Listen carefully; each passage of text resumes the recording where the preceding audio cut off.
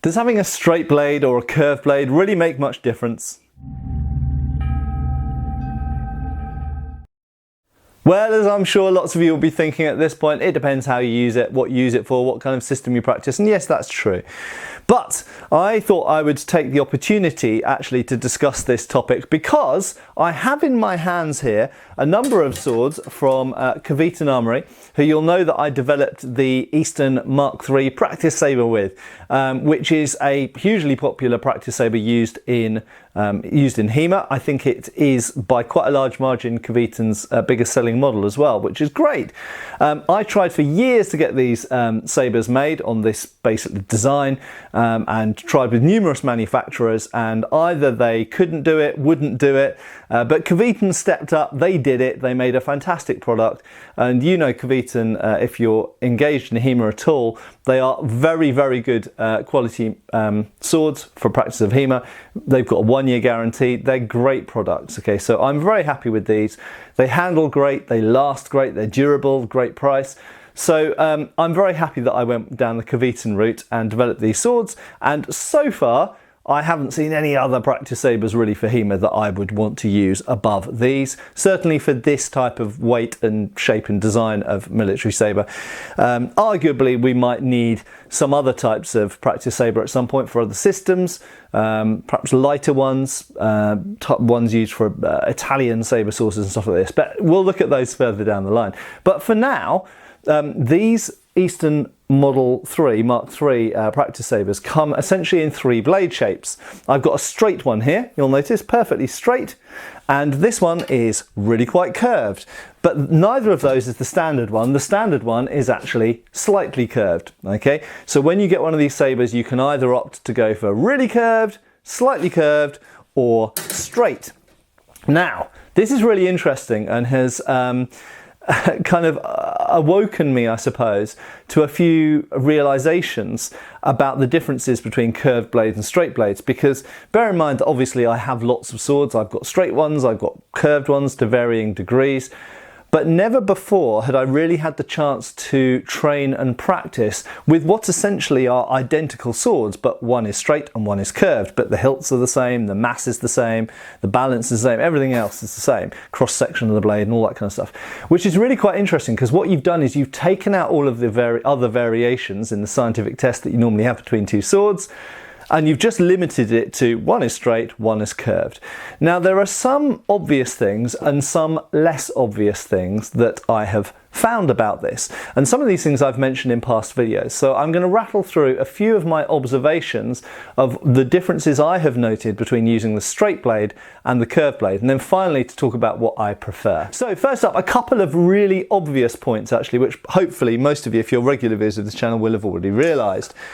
Firstly, the thrust, okay? A straight blade is in a straight line towards whatever you're aiming at, whereas a curved blade isn't. So if we're talking about standard thrusts, either in cart or terce, or high second in the case of what I just showed there, then with a straight blade it is more direct, you get a straight line, and it is easier to form the opposition and put the point in. So quite simply, on a really super simplistic level, yes, a straight blade is better for thrusting sword play, okay? That being said, the curved blade offers some really interesting thrusting potential, and a lot of people who are champions of curved blades, maybe if they do Polish sabre or maybe types of African or Middle Eastern swordsmanship or Indian swordsmanship, will scream the virtues of curved blades for thrusting. And yes, of course, you can still thrust, you can still stab with a curved blade. And one of the things that is interesting is if you form a cross or guard parry against someone's blade, your point actually can come in at angles which sometimes come over their arm, over their guard, over their hilt, over their blade, so you can get some really cool thrusting angles. One of my favourite ones actually is just a direct with no opposition thrust. When someone's standing opposite me in terce, the underneath of their fingers, you can actually get to stab behind their guard with the curve of the blade. This is with no opposition and you are leaving yourself slightly open, so timing and distance are always super important so you don't get hit in the same tempo or by an afterblow. But nevertheless, the basic point that you can come in with some funky angled thrusts with a curved blade is true. But by and large, for most thrusting play, the straight blade does work better, and we shouldn't be that surprised that specialist thrusting swords, small swords, rapiers, estocks, all of these things are straight. There's another reason for that as well, which doesn't get talked about. So because we're using blunt swords that flex instead of sharp swords that penetrate, that makes a big difference in the thrust, okay? And the simple fact is that if you're trying to penetrate someone, if you're trying to get underneath their clothing and get deep into them, then a straight blade is better for that than a curved blade, because a curved blade isn't going in the direction of the energy of the point, okay? So straight blades overall are better for the thrusting play, but that being said, the curved blade can do some interesting things that the straight blade can't necessarily do so well. The second thing is reach, and I've spoken about this before. Given your arm fully extended and your wrist at a certain angle, you will notice if I put the hilts at the same angle, the straight blade reaches further or sooner, hits the target sooner than the curved blade. And again, on a simplistic level, this is because your curved blade is curving away from the target. So if you've got 34 inches of curved steel, it's not going to reach as far as 34 inches of straight steel, okay? So it's another obvious, but nevertheless a thing you have to realize. And one of the things I always realize is when I switch to a curved sword, I have to get closer to my opponent to hit them. Now, it might be that those hits produce a longer wound because you've got a curved blade and it will sort of carve across, slice across the target, and these kind of things. We won't get into that in this video.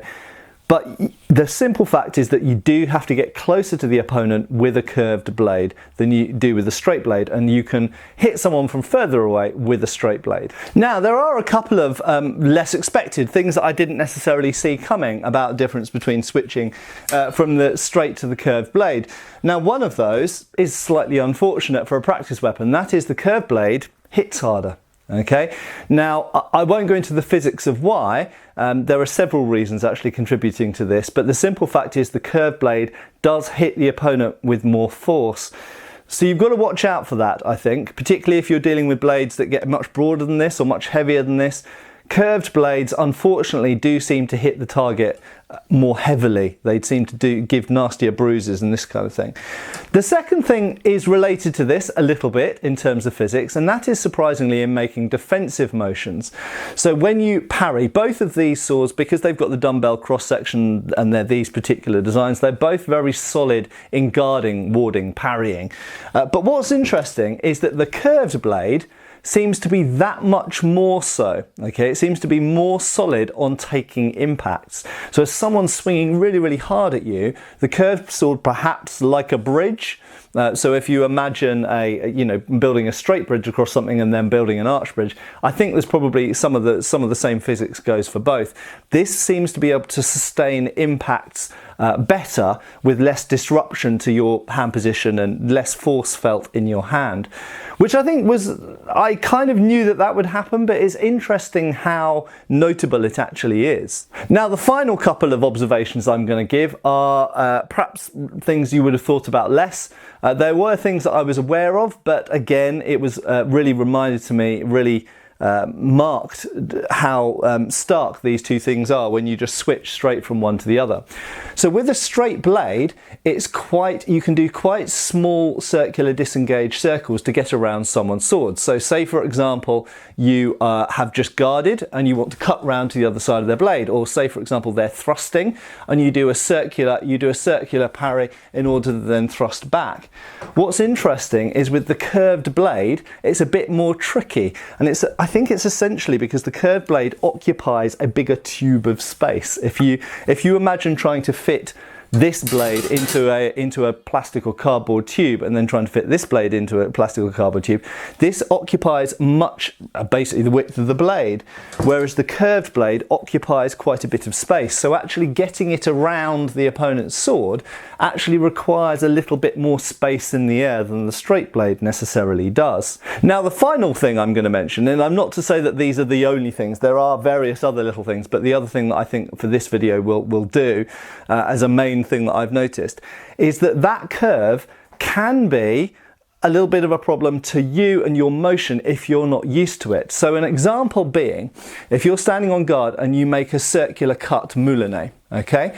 Some people will turn the blade here and actually clip themselves with the curved blade. And the more curved that blade is, I'll just grab an extreme example here for a second.